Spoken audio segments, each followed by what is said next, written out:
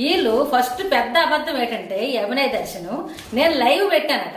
నేను యూట్యూబ్లో ఎక్కడ లైవ్ వీడియో ఉందా నాది, అది మీరు ముందు చూసుకోండి. ఇంకో విషయం ఏంటంటే ఈ వీడియో ఎప్పుడుది, ఇది ఫిబ్రవరి 12వ తారీఖున యూట్యూబ్లో పెట్టాను, ఫిబ్రవరి 13వ తారీఖున ఇన్స్టాగ్రామ్లో పోస్ట్ చేశాను. అప్పుడు వీడియోలు ఇవి.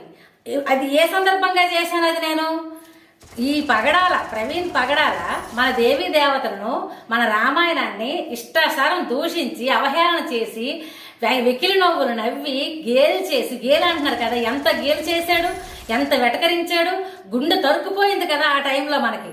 ఆ టైంలో విపరీతమైన దోషణ చేశాడు మన హిందూ దేవీ దేవతలను. ఎప్పుడు నెల 15 రోజుల క్రితం వీడియోలు ఇవి.